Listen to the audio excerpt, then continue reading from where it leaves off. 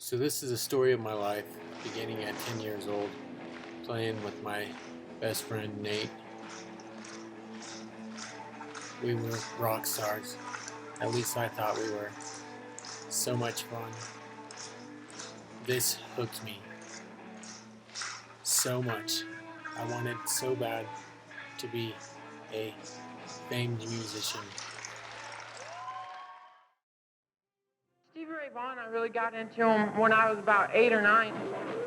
Well, now that he's 13, he's playing Jimi Hendrix and drawing quite a crowd. Wait till you hear this young musician coming up.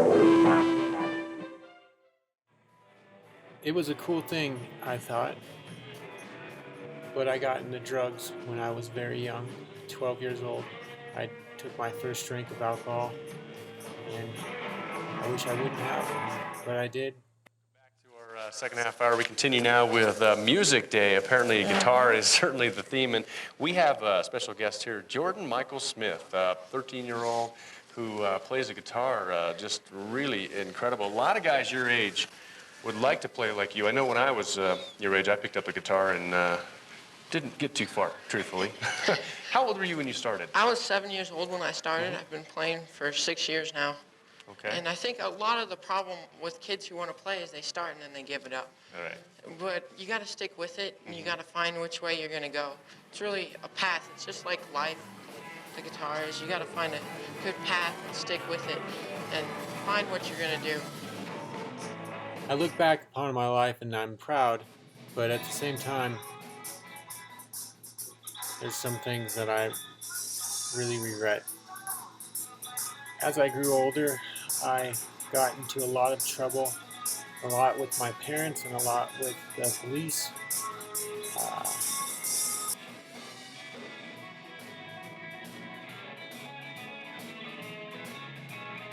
But my father was a hard-ass,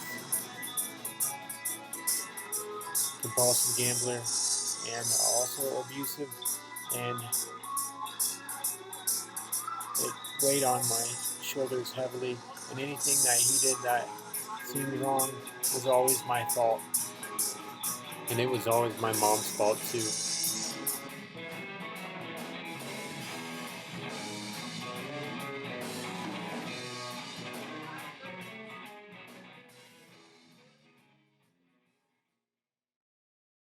His head there and his back. We don't know if he can play with his teeth like his mentor Jimi Hendrix did, but Wow. that's one talented young boy. A young Johnny Lang there, perhaps? There you go. Wow. Another one in the line. I found Kevin when I was 14 years old. He's the singer in this band. Rip out a solo real quick. All right. Okay.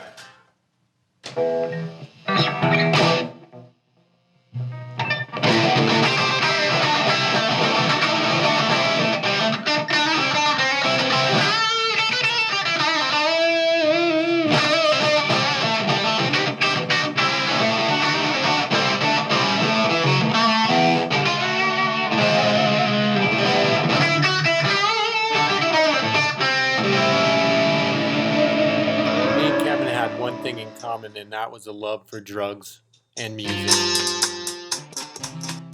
By the time I was 19, I had moved to Santa Barbara, and I thought I was living the dream. I was playing each night out in Isla Vista, which is where the University of California, Santa Barbara is at, and I would get anything that I wanted. Girls, drugs, you name it. And I wouldn't have to pay for anything. When I was 20, I got in way too deep and wrecked my girlfriend's car on our way home from Isla Vista, where the UCSB is, and I wound up in a coma.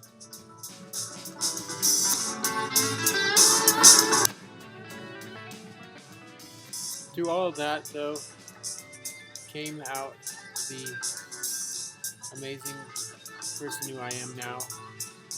I've gone through a lot, and I now am an instructor at the Colorado Springs Conservatory who hosts the program I started called A Positive Note, and that's for children and adults with disabilities to learn the fundamentals of music.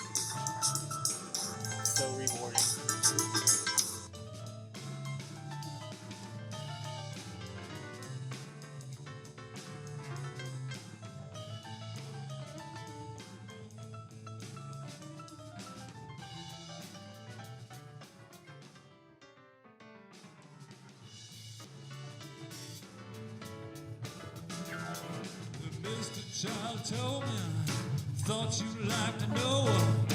Give you a little warning. Oh, I let you go.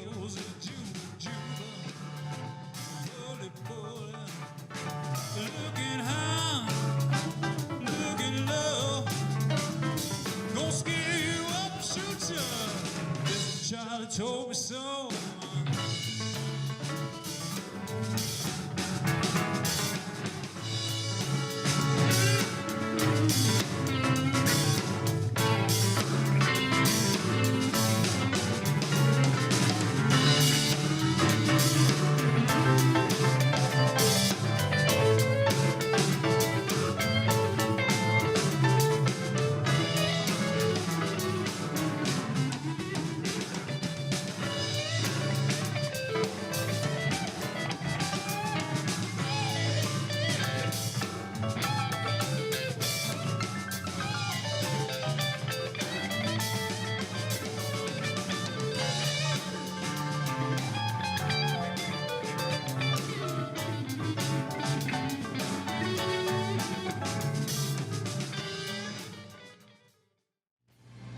In this morning's special report, Jordan Smith is described as an inspiration, teaching a lesson to everyone about the power of will and a positive attitude. This morning, Craig Coffey joins us with more on how an accident 5 years ago has led to a new program which helps influence kids with self-esteem, group interaction, and accomplishment like no other.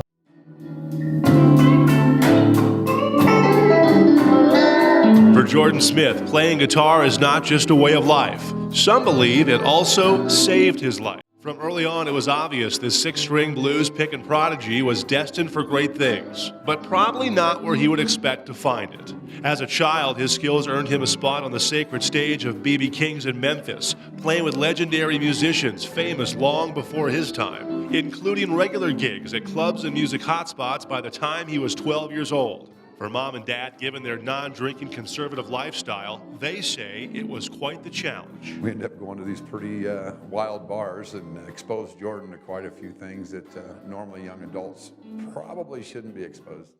After playing a gig in Santa Barbara, a late-night foggy drive home on a California highway in November of 2007 would change his life forever. Jordan's mom and dad woke up to a phone call that all parents fear the most. Their son was fighting for his life. Hit from behind by another driver, the impact sent Jordan through the windshield, head first, 35 feet into the guardrail. He would suffer traumatic brain injuries, lose the use of his right arm. Normal leg mobility would fail. Jordan would have to learn to function all over again. In all of this, the aftermath of a coma, doctors unsure if he would even survive. Doctor told us, he said he'll never play the guitar again, but we do need to get him to wake up, and once he wakes up, we'll get him to therapy. His outcome is inspiring a new program at the Colorado Springs Conservatory called A Positive Note, teaching others the power of music. He also doesn't acknowledge his or their disabilities. He calls them more of challenges, something he knows a lot about overcoming. One of the crowning achievements in my life was winning the Don Haney Award 2016 from the ARC Pikes Peak region for self-advocacy. So awesome, I can't begin to explain how much I love my life.